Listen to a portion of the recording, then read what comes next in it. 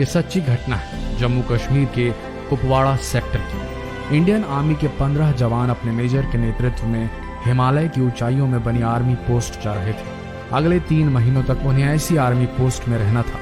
सर्दी का मौसम था और बीच बीच में बर्फ पड़ने की वजह से कड़ाके की ठंड पड़ रही थी। इससे इन बर्फीले रास्तों पर सफर और भी मुश्किल हो गया था। सफर के बीच मेजर के मन में ख्याल आया, काश एक कप चाय मिल जाती तो बड़ी राहत होती। लेकिन वो काश कह के रह गए, क्योंकि ये देर रात का समय था और इतनी ठंड में कौन दुकान खोलेगा। 1 घंटे ऐसे ही पैदल चलने के बाद ये काफिला सुनसान में बनी छोटी सी दुकान के पास रुका, जो कि चाय की दुकान लग रही थी। दुकान पर ताला पड़ा हुआ था। मेजर ने कहा, जवानों, चाय तो किस्मत में नहीं, थोड़ा आराम कर लो यहाँ पर। सेना की इस टुकड़ी ने करीब 3 घंटे पहले सफर शुरू किया था। उन्हीं में से एक जवान बोला, सर ये चाय की दुकान है, हम चाय बना सकते हैं, बस ये ताला तोड़ना होगा। आर्मी मेजर सोच में पड़ गए। ये तरीका तो गलत था, लेकिन ठंड में थके सेना के जवानों को 1 कप से बड़ी सहायता मिलती, ये सोचकर उन्हें कहाँ कह दिया। किस्मत तो उनकी साथ थी।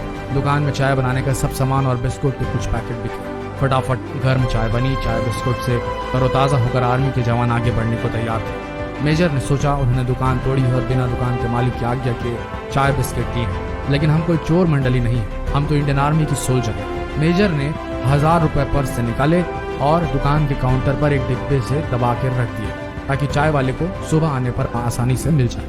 मेजर अब इस दुख से आजाद हुए कि उन्होंने गलत किया। उन्होंने दुकान के दरवाजे बंद कर आगे बढ़ने का आदेश दिया। 3 महीने का समय बीता। आर्मी की इस टुकड़ी ने बड़ी जिम्मेदारी और सजगता से आर्मी पोस्ट पर ड्यूटी निभाई। सबसे अच्छी बात यह थी कि इस दौरान हुई कई झड़पों के बावजूद सभी सही सलामत थे। अब समय आ गया था कि अगली टीम उनकी जगह लेने आए।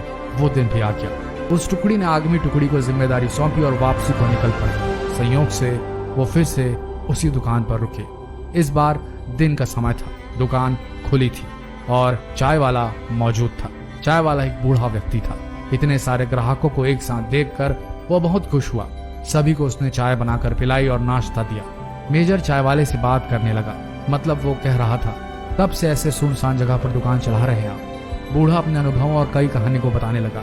बूढ़े की हर कहानी में भगवान का एहसान जताना था और विश्वास की बात ज्यादा थी। एक जवान बोल पड़ा, अरे बाबा, अगर भगवान हर जगह है तो उसने आपको इतना गरीबी में क्यों रखा है? ऐसा मत बोलो साहब, भगवान वाकई हर जगह में है, मेरे पास सबूत है। चाय वाले ने कहा, अभी 3 महीने पहले की बात है, बड़ा बुरा समय चल रहा था। मेरे इकलौते बेटे को आतंकवादियों ने कुछ जानकारी पता करने के लिए बुरी तरह से मारा था, ऐसी जानकारी जो उसे पता ही नहीं थी।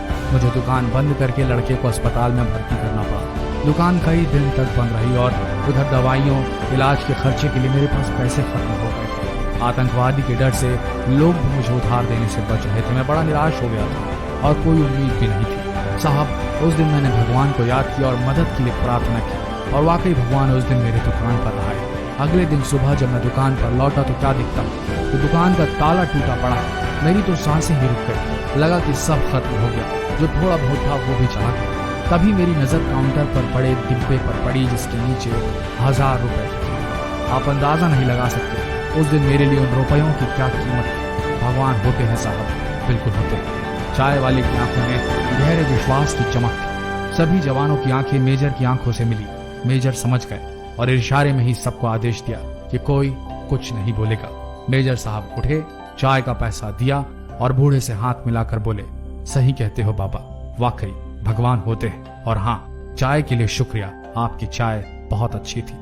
सभी जवानों की आंखें मेजर की आंखों से मिली, जो कि थोड़ा नम हो चली थी। पहली बार उन्होंने अपने मेजर की आंखें नम देखी। सेना के जवानों